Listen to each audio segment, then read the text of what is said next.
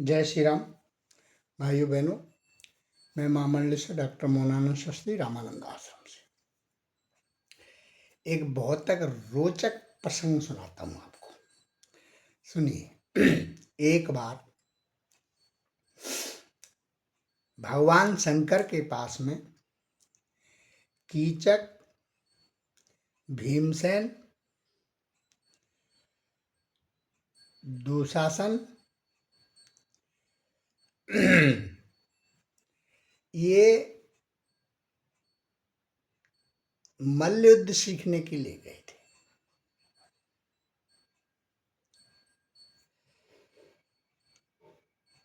इन्होंने 6 महीने तक भगवान शंकर से शिक्षा प्राप्त की, मल्ल युद्ध सीखा, दांव पेच सीखे।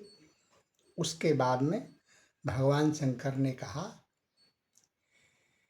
कि अब आप चारों निपुण हो, मेरी तरफ से आप जा सकते हैं।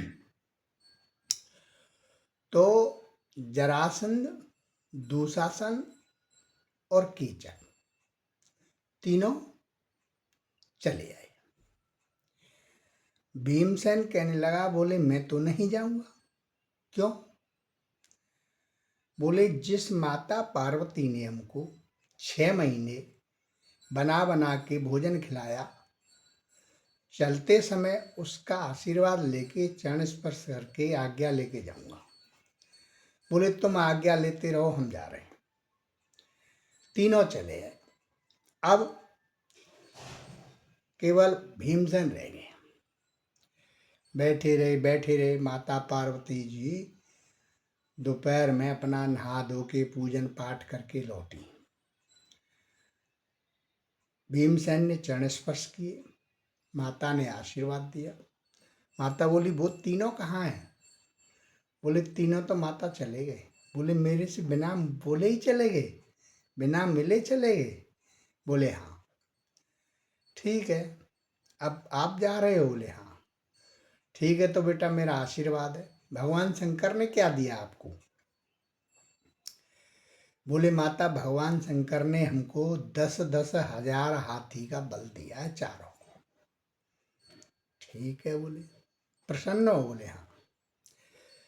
तो बोले मेरी तरफ से तेरे लिए 1000 हाथी का बल और अलग से। तो भीमसेन के अंदर 11,000 हाथी का बल था। इन चारों में 10-10, इन तीनों में 10-10 हजार का बल था। और बोले सुनो, इन तीनों की मृत्यु भी तेरे हाथ से ही होगी, जा, मेरा आशीर्वाद है। अब तो भीमसेन प्रसन्न हो गए, बल्ले बल्ले हो गई उनकी। कहने लगे ठीक है माता, चले आए। अंत में जिस समय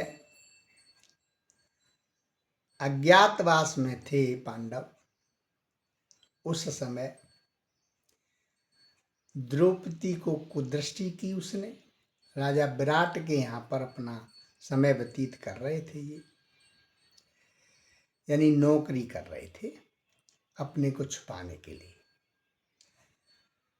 पांडवों ने शर्त रखी थी कि 12 वर्ष का अज्ञातवास, 1 वर्ष का अज्ञातवास, 12 वर्ष का वनवास। उस अज्ञात 1 वर्ष में अज्ञातवास में हमने तुमको खोज लिया, तो फिर से 12 वर्ष का। उन्हें तो बेईमानी चढ़ी थी। तो सबने अपने अपने नाम बदल दिए। भीमसेन रसोईया बन गया, अर्जुन नाच गाना सिखाने वाले ब्रहनल्ला बन गए, युधिष्ठिर कंक बन गए, यानी सार पांसे सिखाने वाले। वो विराट नरेश को सार पांसे सिखाते थे। नकुल सहदेव ग्वाला बन गए, गाय चराने वाले। द्रौपदी का नाम अपने सैरंद्री रख लिया, और वो विराट नरेश की जो रानी थी उसकी सेवा करती थी। विराट नरेश का साला था कीचक। वो एक दिन घर आया, उसने द्रौपदी को देखा, कुदृष्टि करने लगा, बहन से कहने लगा मेरे महल पे भेजो इसको। सेवा के लिए। अब बहन ने न चाहते हुए ही भेजनी पड़ी, क्योंकि कीचक का ही राज था, अपने बहनों को उसने बैठा रखा था राज में। अब बड़ा सस्पेंशन हो गया, अत्यंतोगता उसको जाना पड़ा द्रौपदी को कीचक के महल में। रानी ने कहा, बोले थोड़ा सा इत्र ले आओ उसके यहाँ से, मेरे भाई के महल से। गई वो। अब कीचक ने द्रौपदी का हाथ पकड़ लिया। अब तो बड़ी विडंबना, पतिव्रता नारी कैसे अपना धर्म बचाए, लेकिन बुद्धि से काम लिया, विचलित होने की जरूरत नहीं।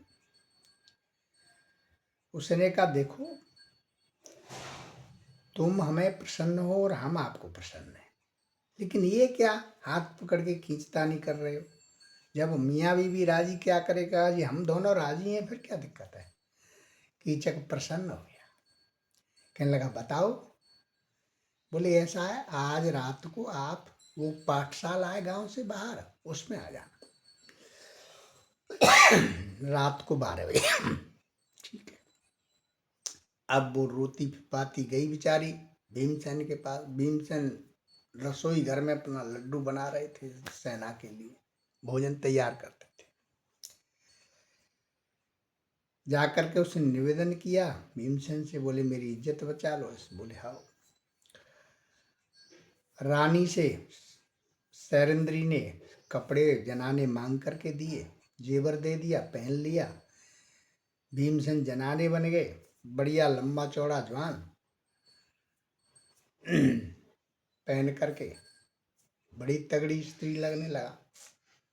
रात को 12 बजे जाके बैठ गया।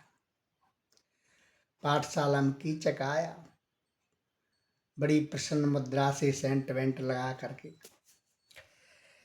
आकर के उसने कहा, बोले शैलेंद्री अब मुंह तो खोलो, शर्मा क्यों रही हो? बानी नहीं नहीं नहीं, ऐसे नहीं। बोले तो, बोले कुछ खाने के लाइए। कीचक गया महल में, बढ़िया मिठाई उठा लाया। भीमसेन ने खाई, को खा करके तुरंत वो सारे कपड़े गहने उतारे, जांगिया पहने हुए था, एक पेड़ उखाड़ा, दे दबा दो, कीचक को मार के रख दिया। क्योंकि माता पार्वती ने वरदान दिया था कि इन तीनों का काल तेरे हाथ से है।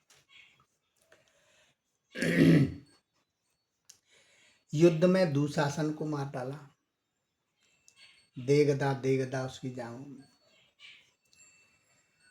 और जरासंध की कैद से कन्याओं को छुड़ाया, भगवान कृष्ण ने छुड़वाया, और मल्ल युद्ध में उसे भी मार के डाल दिया। ये रोचक कथा आप महाभारत से है, आनंद लें। जय श्री राम। मस्त रहें, व्यस्त रहें। जय श्री राम।